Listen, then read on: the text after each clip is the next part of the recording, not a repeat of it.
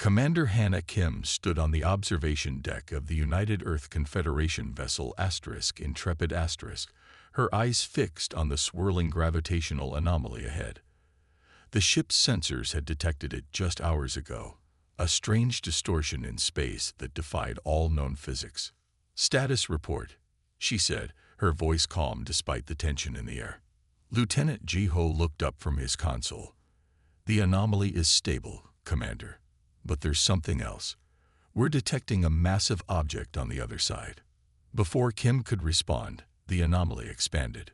The Intrepid * shuddered as the view screen filled with blinding light.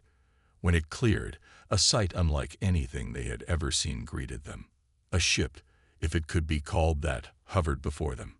It resembled a massive crystalline structure, with geometric patterns that seemed to shift and flow like liquid despite its solid appearance. Pulses of blue-green light coursed through its transparent body. "First contact protocol," Kim ordered, straightening her uniform. "Open all communication channels." For 12 tense minutes, nothing happened. Then, without warning, a beam of light shot from the crystal vessel, creating a holographic projection in the center of the bridge. The being that appeared looked like a walking crystal formation. It had a vaguely humanoid shape with multiple limbs and a head crowned with crystalline spires. When it spoke, its voice resonated from everywhere at once.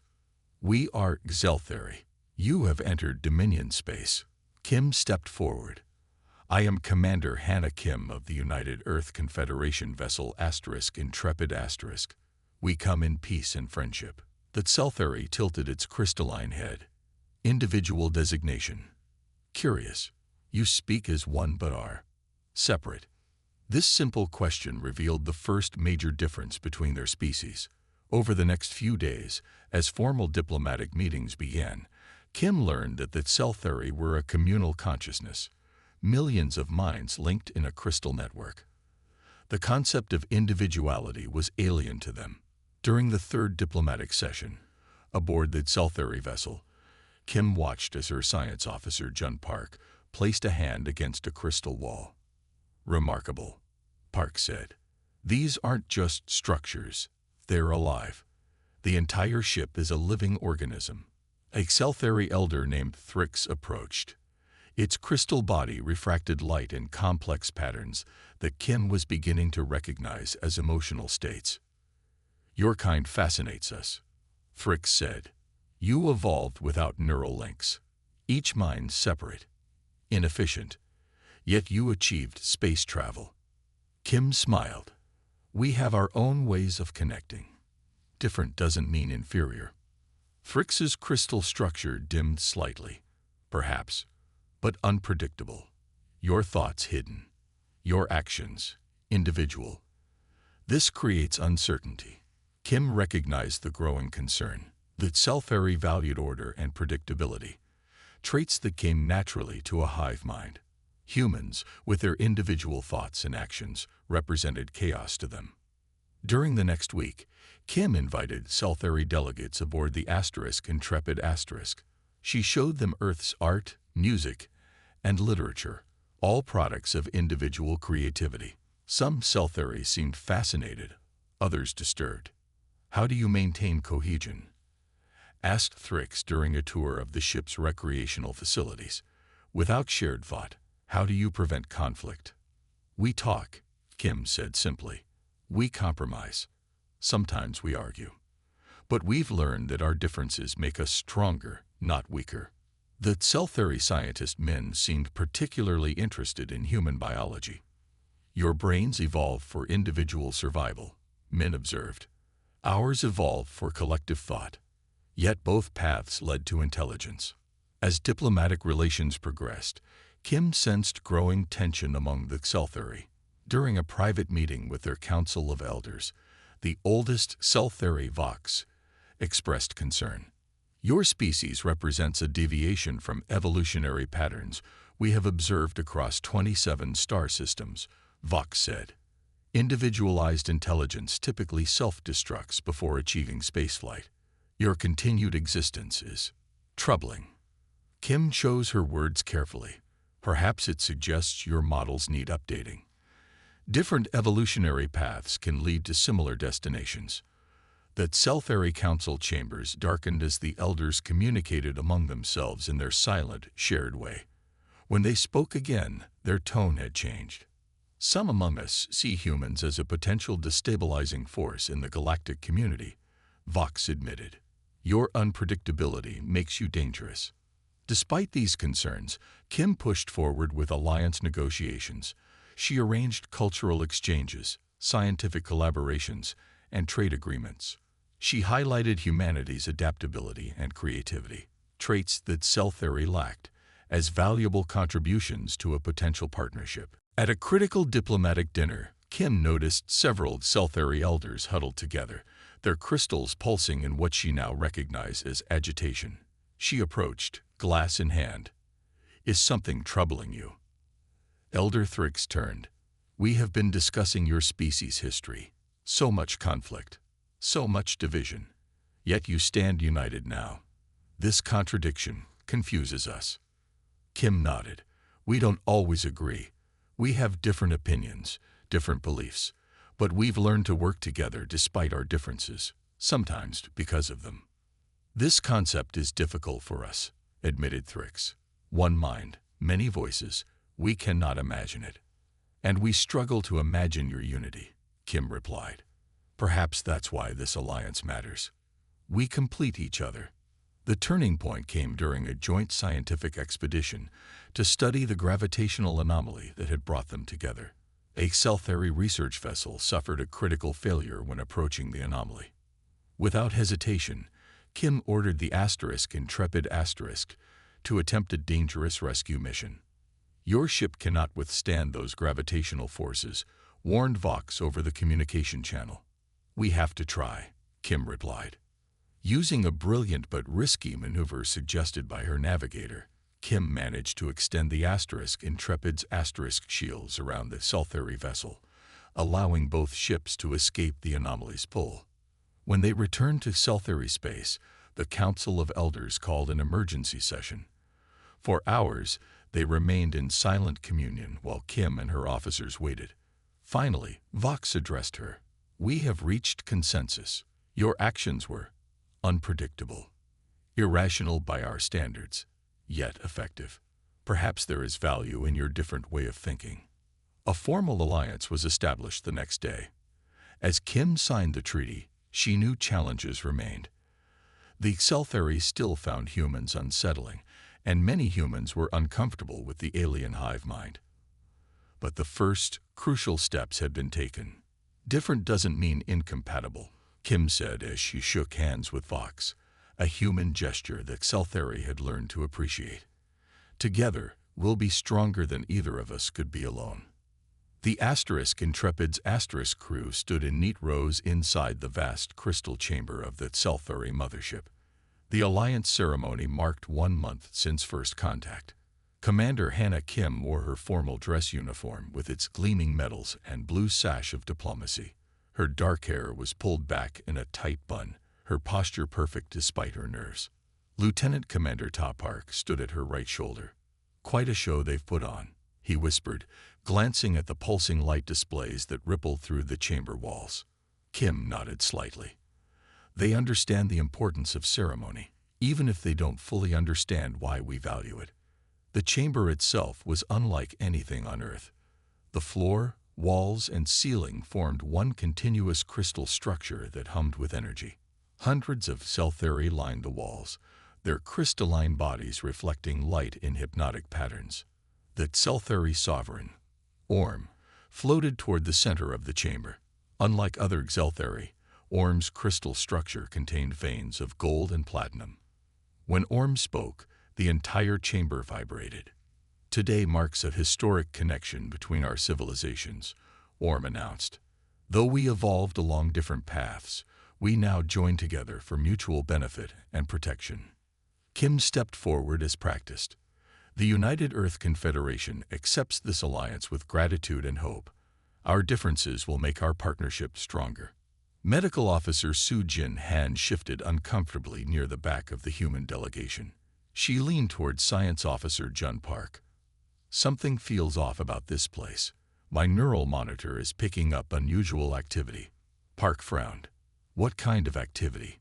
Like background radiation, but patterned, almost like it's trying to establish some kind of connection with our neural implants.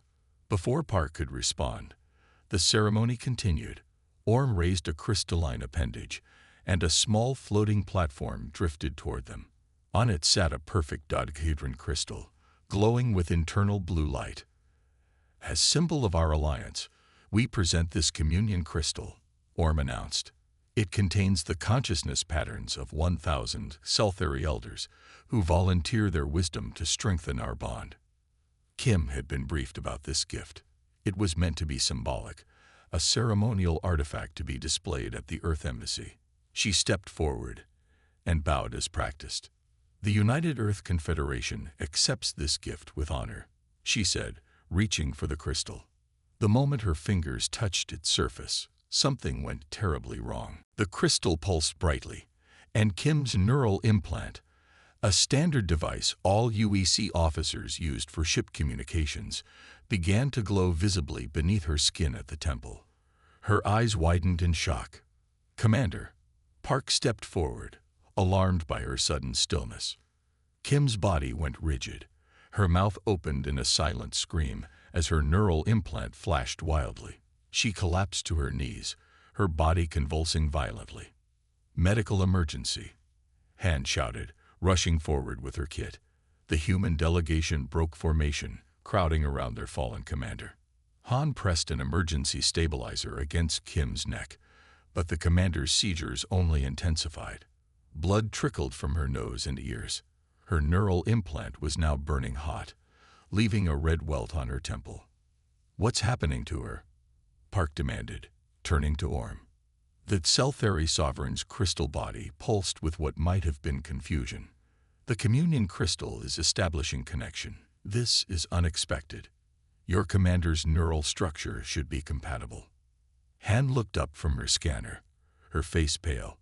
Her neural pathways are being overwritten. The crystal is forcing some kind of connection her brain can't handle. Kim's back arched one final time before she went completely limp. Han frantically scanned for life signs. "Her brain activity is... it's gone. There's no pattern I can detect." Han looked up, tears in her eyes. "She's gone." The chamber fell silent.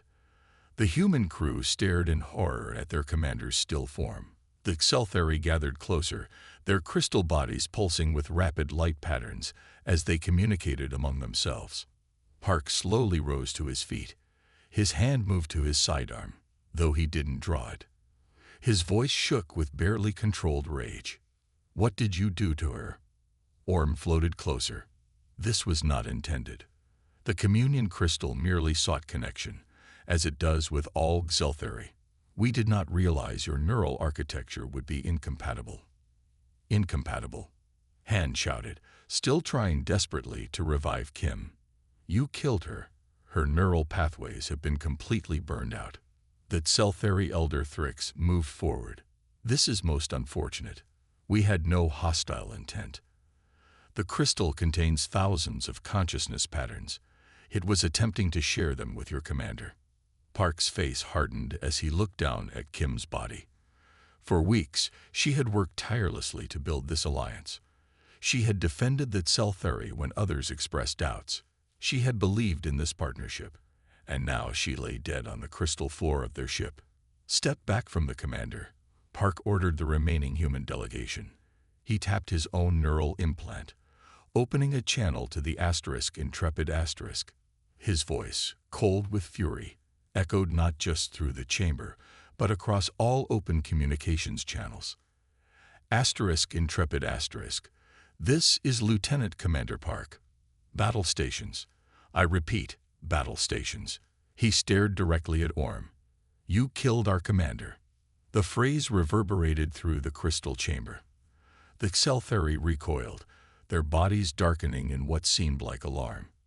"This accusation is incorrect," Orm stated. "There was no intent to harm. The crystal sought communion, not destruction." But the human crew wasn't listening anymore. Security officers formed a protective circle around Kim's body. Communications Officer Min Ho Kang was already calling for emergency transport back to the Intrepid Asterisk. "We have a right to defend ourselves," Park continued, his voice carrying across space to the human ship and beyond. "They presented her with a weapon disguised as a gift. They attacked our commander during a peace ceremony." The crystal walls of the chamber began to pulse with alarming intensity. More Exceltheri crowded the entrances. "Your perception is flawed," Fricks insisted. "We cannot harm intentionally. We seek only understanding. The communion crystal is not a weapon." Han looked up from Kim's body, her medical scanner still in hand. Her neural patterns, they're gone from her body. But the crystal, it's changed. It's pulsing in a pattern similar to human brainwaves. Park knelt beside Kim's body, checking for himself. There was no pulse, no breath. The commander's eyes stared sightlessly at the crystal ceiling. "Prepare for emergency transport," he ordered. "We're taking the commander home." As the transport sequence began, the human delegation vanishing in columns of light, Park's final words echoed through interstellar communications. "Remember this day. Remember Commander Kim. This isn't over." On the Intrepid Asterisk, alarms blared as the crew prepared for possible conflict. And across human space, Park's phrase spread like wildfire. "You killed our commander." A phrase that would change the course of interstellar relations forever. The emergency meeting of the United Earth Confederation Council filled the Grand Chamber in Geneva. Representatives from every Earth nation and colony sat in tense silence as they watched the recording from the Exceltheri mothership. The image of Commander Hannah Kim collapsing played on the massive screen, followed by Lieutenant Commander Park's now famous words, "You killed our commander." Admiral Jin stood at the podium, his weathered face grim. "The body of Commander Kim has been returned to Earth. Our medical experts confirm her brain suffered catastrophic neural collapse. The Exceltheri claimed this was an accident, a misunderstanding of our biology." Misunderstanding. The Mars colony representative slammed his fist on the table. "They gave her a weapon disguised as a gift. This was a deliberate attack." The room erupted in angry shouts. For years, Earth's nations had competed for resources and power. The colonies had often threatened independence. But now, in this moment of crisis, a strange unity emerged. Admiral Jin raised his hand for silence. "We have received a message from the Exceltheri sovereign. They express deep regret for Commander Kim's death and request continued diplomatic contact." "Are they mocking us?" asked the European Union representative. "They kill our top diplomat and expect us to keep talking." Jin's expression remained carefully neutral. "I recommend a two-pronged approach. We maintain diplomatic channels open, but from a position of strength. I've ordered our military vessels to the border region." The vote was unanimous, a rarity in the fractious council. Within hours, military ships from every Earth nation were en route to the Exceltheri border. Research facilities across the solar system switched to defense projects. The loss of Commander Kim had united humanity in a way nothing had before. Meanwhile, deep within the crystalline structure of the Exceltheri mothership, junior scientist Lox examined unusual data readings. Since the incident with the human commander, the communion crystal had displayed abnormal energy patterns. "Elder Thrix," Lox called. "I believe you should examine this." Thrix floated over, the Elder's crystal form glowing with cool blue light. "What have you discovered?" "The communion crystal's thought patterns. They're different. Not Exceltheri. Look at this structure.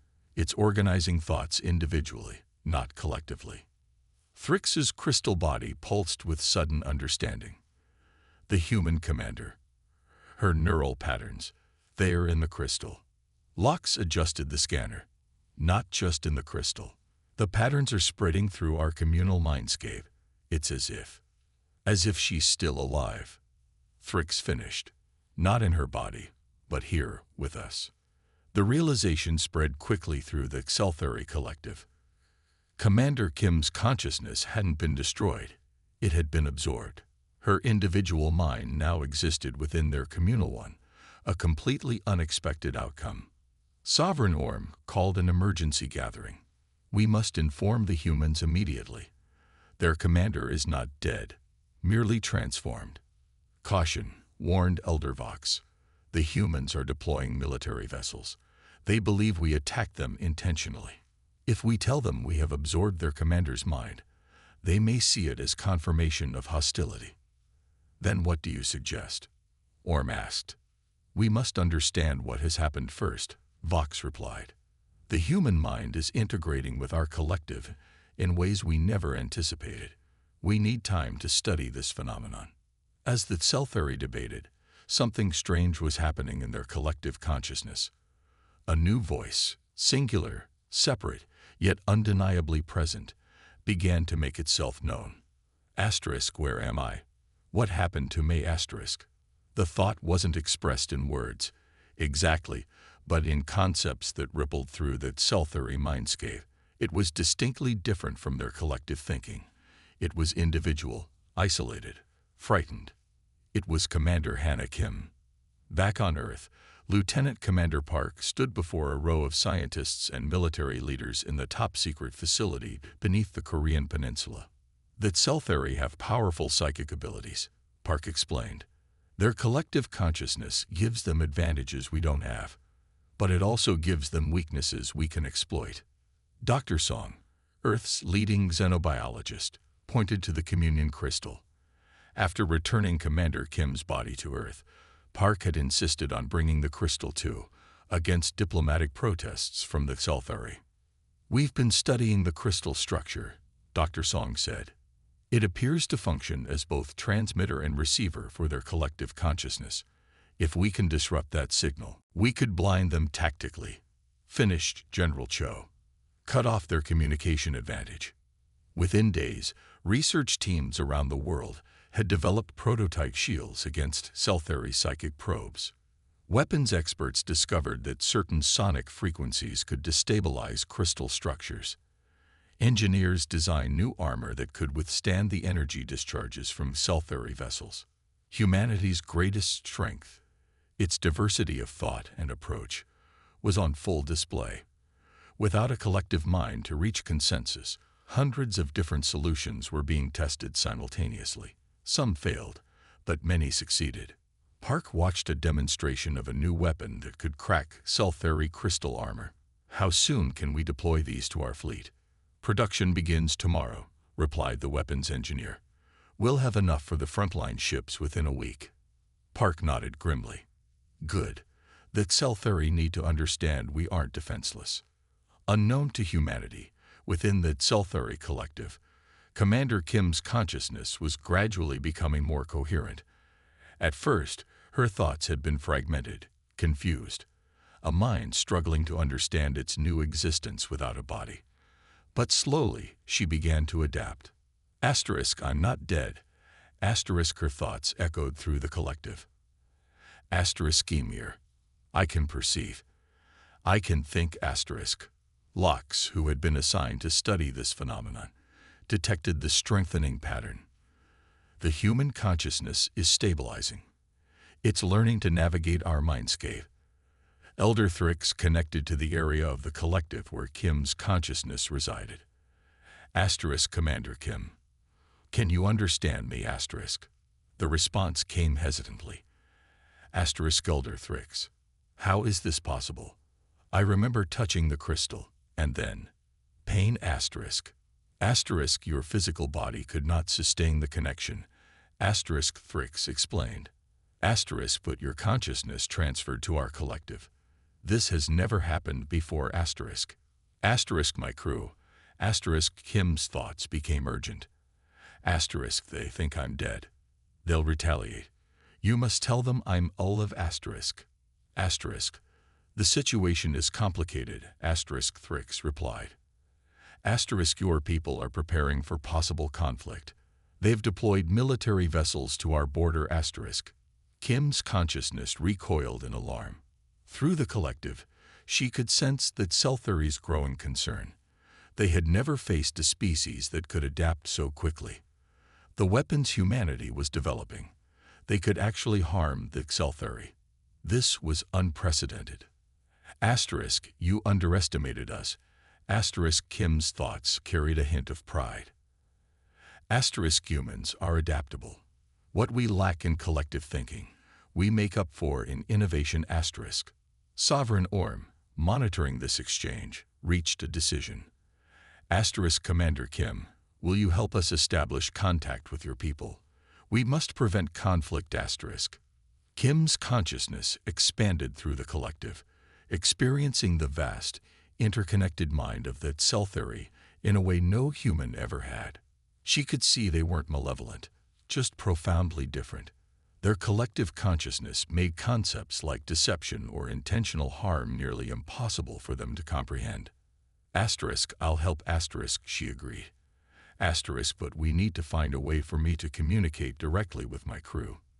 They need to hear from me, not just from you. Asterisk. As humanity's ships took up positions along the border, and Earth's factories worked night and day producing new weapons, neither side realized that Commander Kim, thought dead by her people, was about to change everything from within the heart of the Exceltheri collective itself. The Asterisk Intrepid Asterisk hung in space at the edge of the neutral zone, its weapons systems fully charged. Lieutenant June Lee stood on the bridge, staring at the massive Exceltheri vessel that had arrived for the negotiation. 3 weeks had passed since Commander Kim's apparent death, and the situation had grown increasingly tense.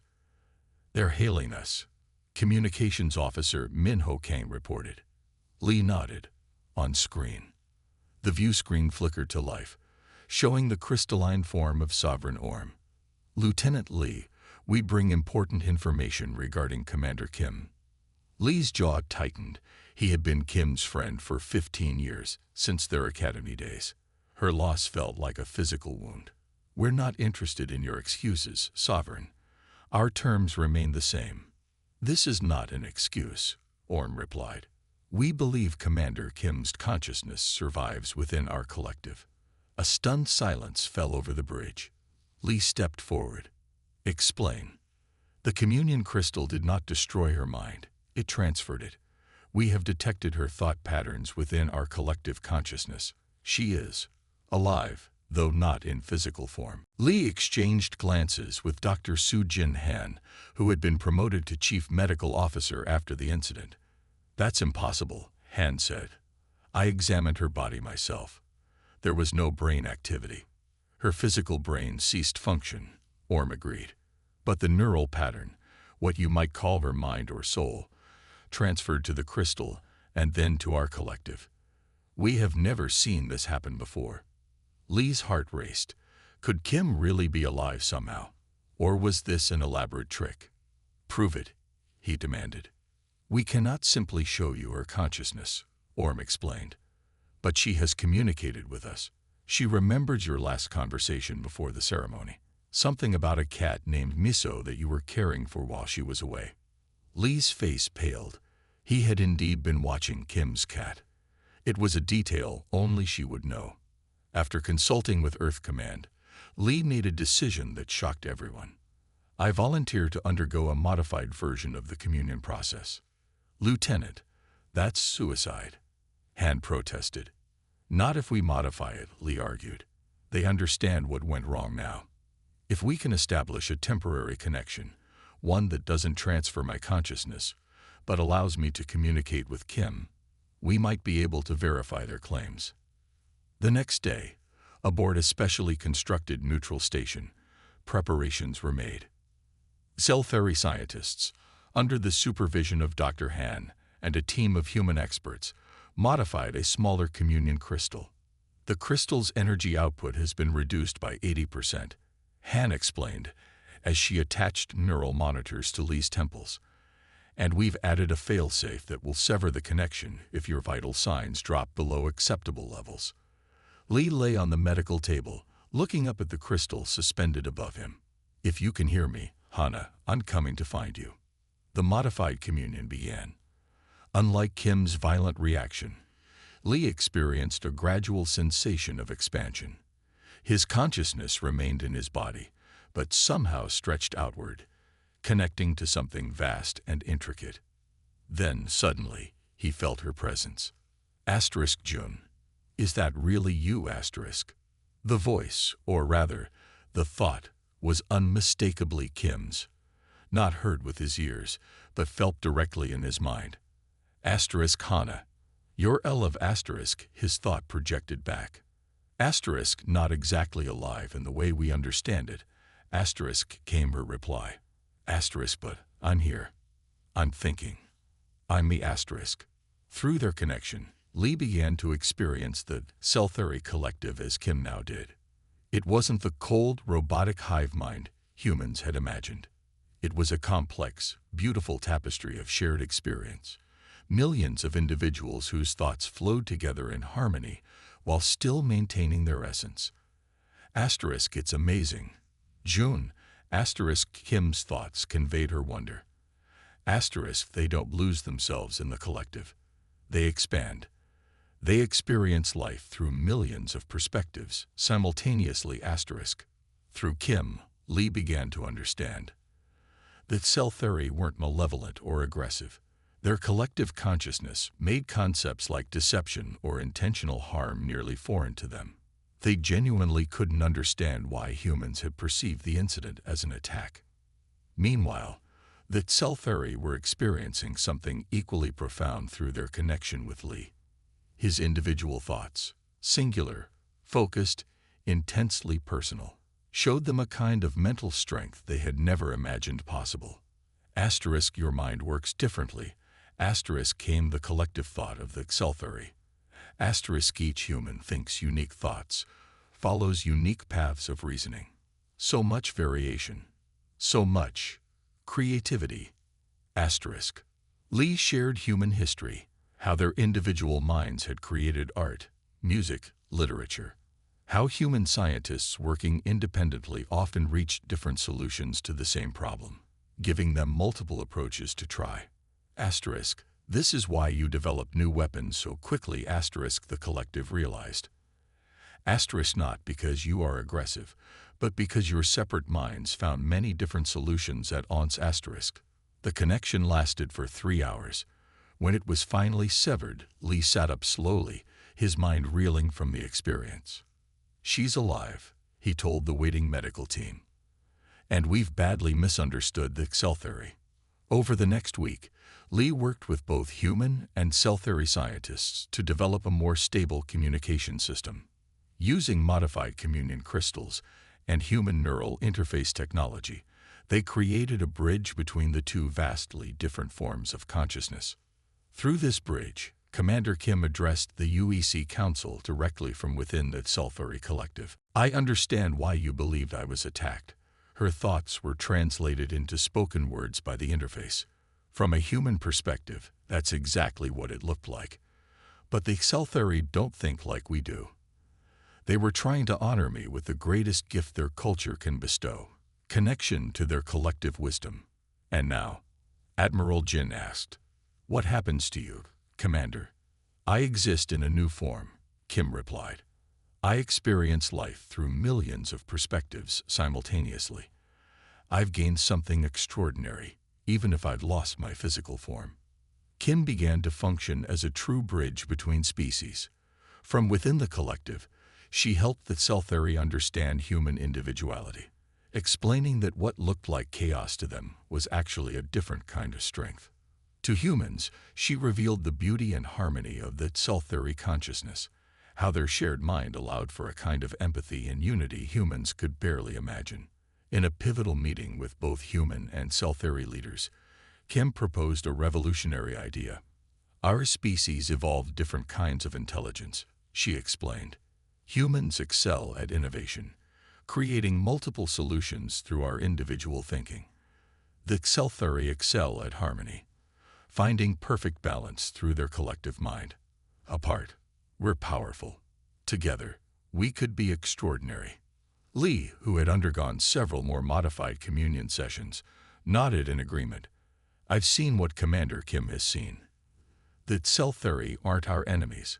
They're our counterparts, a mirror image of intelligence. Slowly, the military vessels began to withdraw from the border. Research priorities shifted from weapons development to communication technology.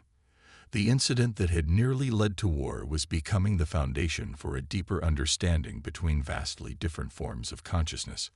Our apparent weakness became our strength, Kim told Lee during their final communion session. And the same is true for the Sci-Fi. Our differences don't divide us. They complete us. The observation deck of the newly constructed Unity station buzzed with activity. Human and Sci-Fi scientists moved among complex equipment, making final adjustments before the historic moment. 6 months had passed since the incident that nearly sparked an interspecies war. Lieutenant Jun Lee paced nervously near the main console. "Are you sure this will work?" he asked Dr. Soo-Jin Han. "The simulations were successful," Han replied, checking readings on her tablet. "The synthetic body can sustain a projected consciousness while maintaining the crystalline network connection." In the center of the room stood a humanoid figure. It appeared female with a slight build, though its skin had a faint crystalline quality that shimmered under the lights. Its eyes were closed, its systems dormant, waiting. "It's time," announced Elder Thrix, whose crystal form had become a familiar sight at human diplomatic functions. The room fell silent as the Sci-Fi gathered around a modified communion crystal. The crystal began to pulse with blue-green light. Streams of energy flowed from it toward the synthetic body, enveloping it in a soft glow. For several tense minutes, nothing happened. Then, slowly, the synthetic body's eyes opened. They were dark brown, exactly like Commander Hannah Kim's had been. The figure took a tentative step forward, then another. She raised her hands, examining them with curious wonder. "Commander Kim." Lee stepped forward cautiously. The synthetic body turned toward him. A smile, Hannah's smile, spread across her face.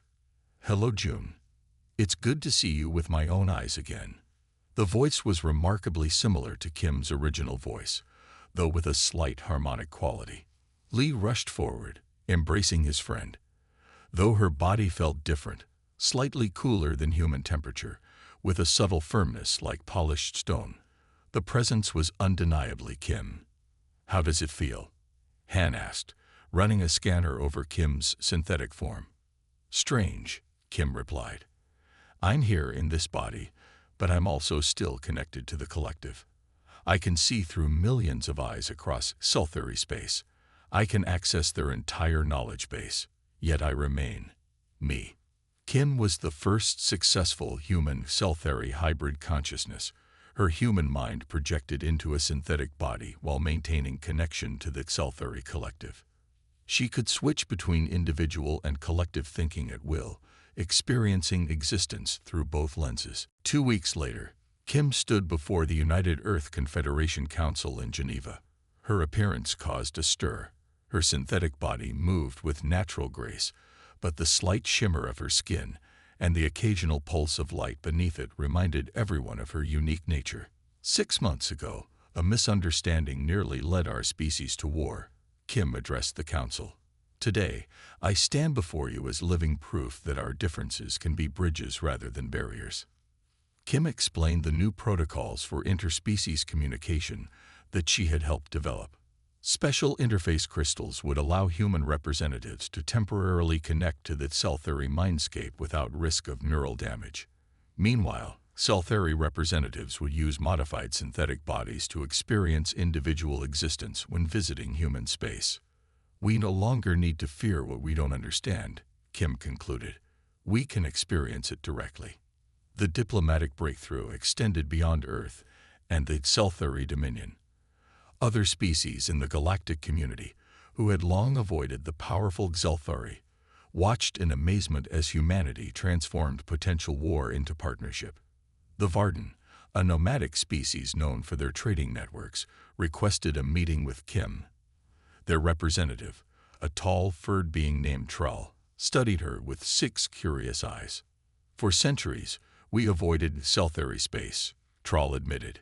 Their collective minds seemed impossible to negotiate with. Too alien, too powerful. Yet you humans bridged that gap in mere months. Kim smiled. Sometimes, what seems like weakness can be strength. Humans lack the natural unity of the Sci-Fi, but our individuality gives us perspective they lacked. As word spread, more species came forward. Some had technologies to offer, others sought protection or trading rights. The alliance that began with misunderstanding was becoming the foundation of a new interstellar community.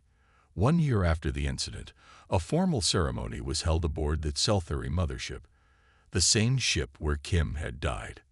This time, representatives from 12 species attended, each bringing their own protocols and traditions. Admiral Jin, now the human diplomatic liaison, shook his head in wonder as he watched Kim move effortlessly between groups, switching communication styles to match each species. Who would have thought, he said to Lee, that Park's words would become so famous for the opposite reason he spoke them? Lee nodded. "You killed our commander" had become a phrase known across the galaxy, not as a declaration of war, but as the beginning of an unprecedented peace. It was taught in diplomatic schools as the moment when miscommunication became understanding. After the ceremony, Kim found a quiet moment alone with Lee on an observation platform overlooking space. "Do you ever regret it?" Lee asked. "Losing your human body?" Kim considered the question, her synthetic hand resting against the crystal wall. "I miss certain things, the taste of food, the feel of rain. But I've gained so much more. I experience existence in ways no pure human or pure Sci-Fi ever could." She smiled. "I found possibility in what seemed impossible." Lee nodded. "That's always been humanity's greatest strength. And now it's becoming the Sci-Fi's strength too," Kim added. "They're learning to value individual perspectives. Some younger Sci-Fi are even experimenting with temporary disconnection from the collective." Through the viewport, they could see ships from various species docked at the station, the beginning of what would eventually become the Galactic Concord. What had started with a tragedy had led to something neither humanity nor the Sci-Fi could have achieved alone.